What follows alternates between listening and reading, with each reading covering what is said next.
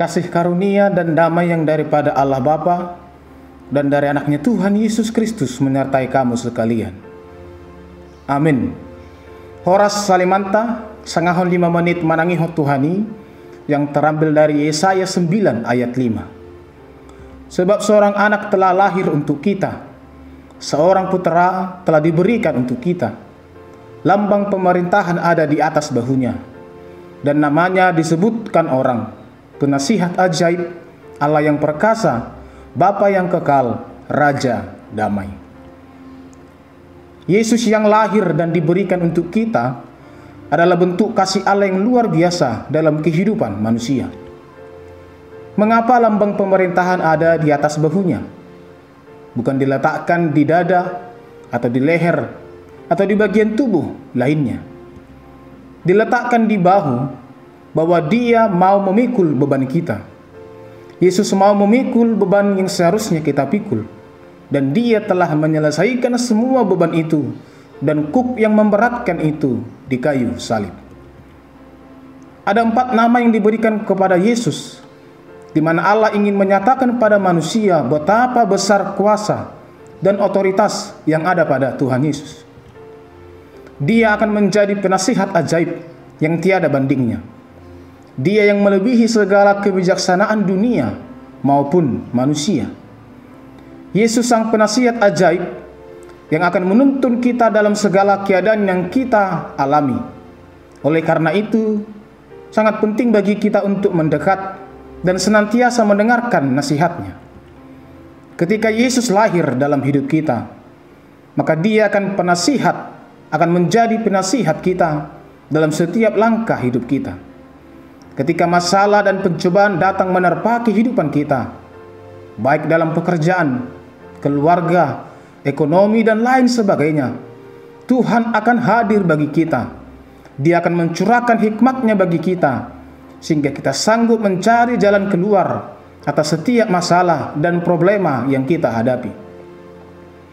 Tuhan Yesus bukan hanya penasihat yang ajaib, namun dia juga adalah Allah yang perkasa, Allah yang maha kuasa. Walaupun keadaan yang kita hadapi terlihat tidak mungkin bagi kita untuk dapat mengatasinya, namun di dalam Yesus segalanya menjadi mungkin. Sebesar apapun masalah yang merintangi hidup kita, jika kita tinggal bersama Yesus, maka Dia yang akan memberikan kemenangan bagi kita.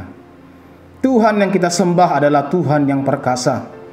Tidak ada satupun kuasa di dunia ini yang sanggup mengalahkan kuasa Tuhan Allah kita itu.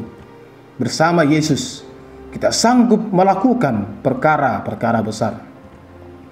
Tuhan Yesus juga adalah Bapa yang kekal. Gelar ini menyatakan bahwa Dia bukan hanya sebagai penguasa atas kekekalan, melainkan pencipta hidup kekal bagi orang-orang yang ditebusnya. Dan Dia akan memerintah dan memelihara umat dengan kasih setianya yang kekal. Di saat dunia bergejolak dengan begitu hebatnya, krisis melanda, kejahatan semakin bertambah, bencana alam terjadi di mana-mana, kapan saja dan di mana saja. Tidak ada suatu apapun di dunia ini yang kekal untuk menjamin kita, yang dapat kita andalkan dan ada bersama kita. Hanya Yesus satu-satunya, Allah yang kekal, yang senantiasa bersama dengan kita. Yesus juga sebagai Raja damai. Ketika kita masuk dan hidup dalam Yesus, maka Dia akan memberikan damai sejahtera bagi hidup kita. Damai sejahteranya dapat mengatasi segala kekhawatiran dan ketakutan yang ada.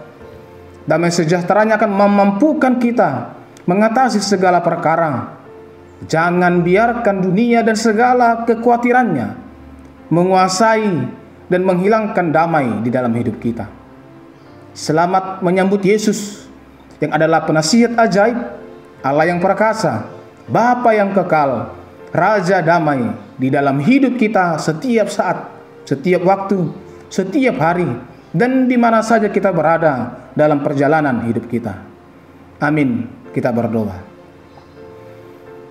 Kami sungguh bersyukur ya Allah oleh anugerah-Mu, kasih setia-Mu yang luar biasa telah melahirkan dan memberikan kepada kami Anak-Mu yang tunggal Yesus Kristus, sebagai penasihat ajaib, Allah yang perkasa, Bapa yang kekal dan Raja damai dalam hidup kami. Ajar kami Tuhan untuk menyambut Yesus itu, sehingga nasihat, kuasa, damai, kekekalan boleh menaungi hidup kami.